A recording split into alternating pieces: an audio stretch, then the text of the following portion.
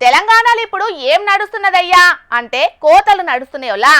ఓ దిక్కు సర్కారు పథకాల కోతలు, ఇంకో దిక్కు రైతన్నల పొలాల కోతలు.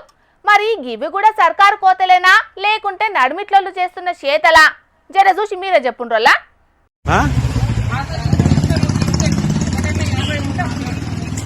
అది నాకు సంబంధం లేదు. నాకు 24 ఇవ్వాలి కదా, నువ్వు 22 ఎందుకు ఇస్తాను?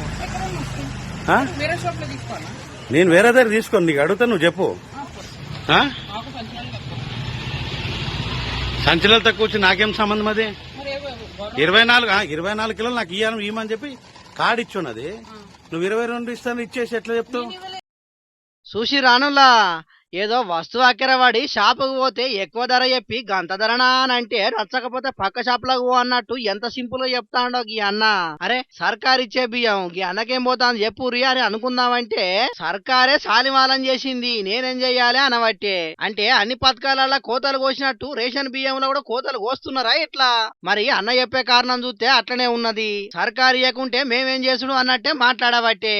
అంతటా గిట్లనే ఉన్నదో లేదో తెలియదు గాని కూకట్పల్లిలో ఉన్న ఒక రేషన్ షాపులో మాత్రం గిట్లనే ఉన్నది.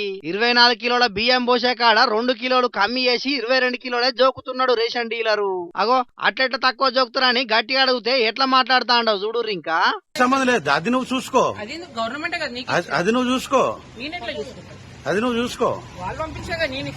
కాదు 2 కిలోలు నువ్వు 24 కిలోలు 2 కిలోలు తక్కువ పోస్తున్నావు అంటే అది ఎంతవరకు కరెక్ట్?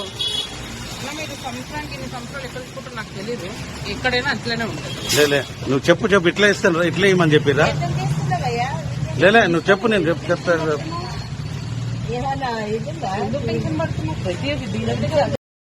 ఇదేందని ప్రశ్నిస్తే ఇగో గిట్లా మేం గట్లనే ఇస్తాం, నచ్చితే తీసుకోర్రి లేకుంటే తీసుకోకుర్రి, ఇదేమో ముచ్చట. మళ్ళా ఏనైనా ఇట్లనే ఉన్నదని చేసిన నేరాని తప్పించుకొని చూస్తున్నాడు ఈయన.